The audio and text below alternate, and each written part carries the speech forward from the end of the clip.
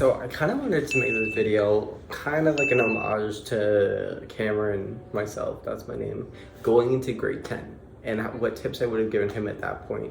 Because I remember being terrified. I was taking all these advanced classes that I had no idea if I was smart enough to be in. Kind of had an inkling, a little bit of an ego that would be swiftly destroyed by English 20.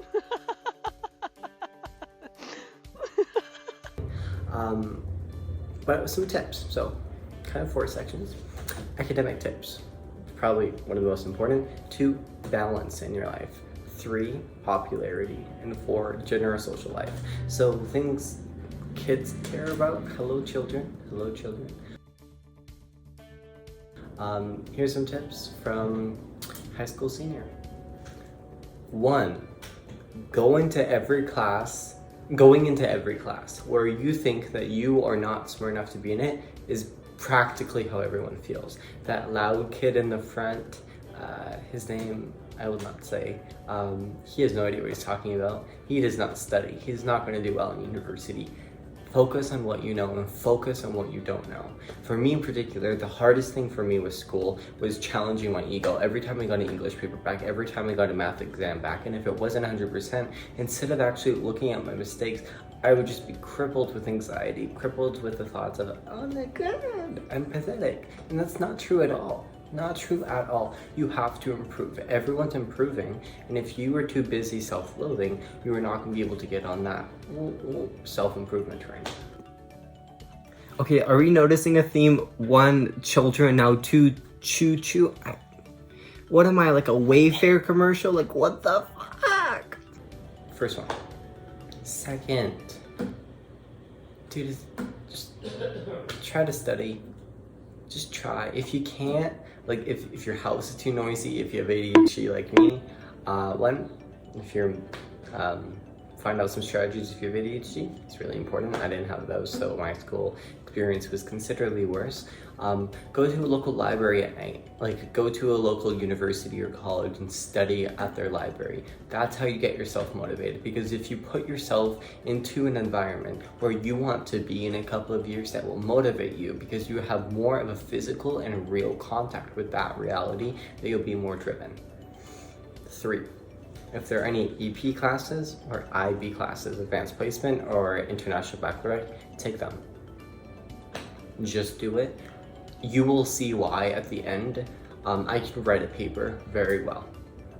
And I honestly, at this point, because of how great it is, I feel like my papers aren't good, but the way that I can write a paper so easily is not my intelligence. It's the way that EP and IB classes are set up. So do it. And if you don't, think of maybe like, if you have the money, because if you don't, that's not an option, and don't blame yourself for that. Try teaching yourself an EP course, an IB course. Check out the universities you might want to go to. See if they require you to send those scores. If not, if you fail, who cares? Like, just don't tell anyone. Not a secret, can you keep it? Swear this one you'll save. Can you walk any softer? Oh, please, Jenna can't hear us. She's blind. You know what I mean. And even if you do fail, who cares? Try your best. Try your best. And that is literally the only thing you do. I can probably take those 3 points and smush them together. The only thing you can do is try your best. And if your parents aren't happy with that,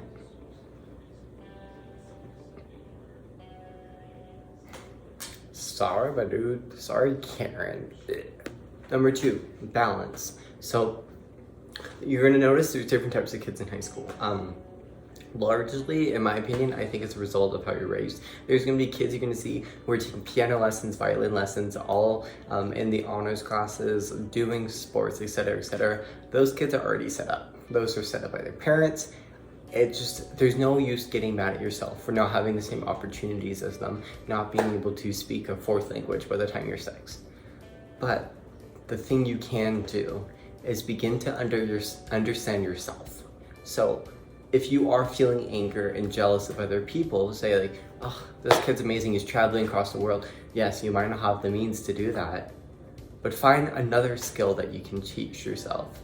If you can't teach yourself how to play a violin because you don't have the money for the lessons, if you don't have the money for the instrument, learn how to code. And if you don't have a computer, go to a local computer lab. And what I mean by balance is everything can't be academic.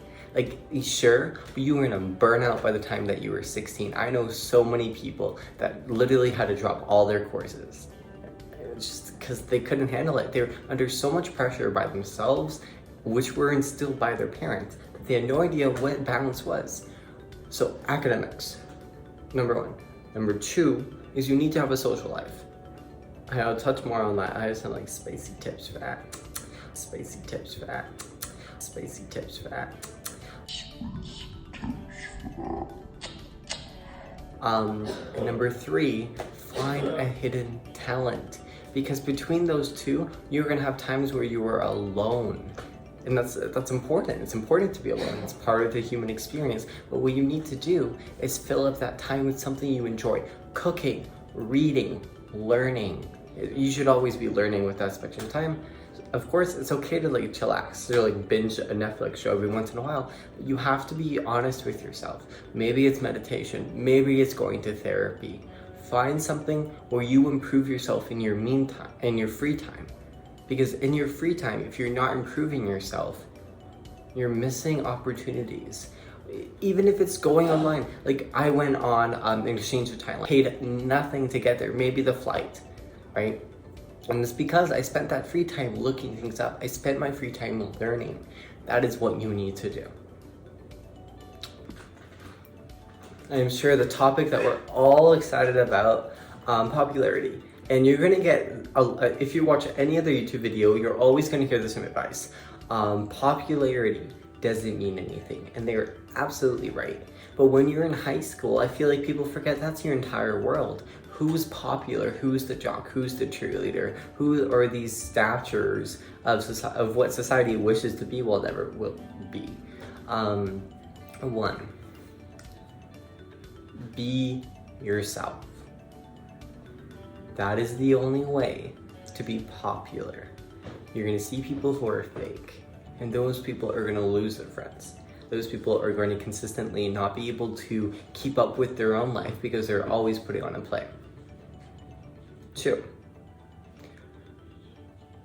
if you invite people in based on their status, their money, or who they associate with, you will never be friends with them, and you are losing an essential part of yourself by doing that. Being fake, yes, you might be able to have the entire school know your name. But the difference between that and walking into a classroom where every single person in there likes you, where when people mention your name behind your back, people say, "What a nice guy." That is what popularity is. It is not being the queen bee, these statures of whiteness and heterosexuality. It's about being genuine and present in the moment. If you can, it doesn't matter if you're the most attractive person. It does not matter if you're the richest person. If you are the kindest person throughout your entire life, people remember you. So, fourth one, social life. I suck at being friends with people. Like, I love messaging someone once. I'm like, oh my God, I love you. Let's have a wonderful conversation. We'll talk all night. I will not speak to you for 3 months and still expect everything to be fine. So you'll quickly understand if you are good at social rules or if you're not. I don't really pick up on them that easily, which means I have more difficult times. However, learning who you are, 1 or 2 parties, is the best way to move forward. Because if you're gonna keep making social faux pas, embrace it into your personality, add humor to it, add comedy to it. But no matter what, if you are good at playing the social game and you have that power, or don't have that power, be kind. Be kind. That is literally the only thing you need to do to make friends. If you like someone and you like their shoes, compliment their shoes. The moment that you turn your back against that, and the moment you decide this game that you're playing is more important than actually other people's lives, that is when you become the queen bee. And that is when you peak in high school. And you know who you are if you're watching this video. So, those are my tips. A little bit of a rant, a little bit of a rant. And I really wish that I knew this going into high school. Academically, I mean, people say high school is a time to study. Absolutely, I agree with that. But without friends, without that balance, you will never be able to learn how to be successful in university. And I leave for university in 11 days. And I'm moving 6,000 kilometers away. When I got my diploma the other day, it wasn't high school that I was proud of. It was the discussions I had with teachers and my friends that enlightened me, that I got to learn more about other people. And that's what transforms you as a person in high school. It's not about playing games. It's about how helping others too. See you later.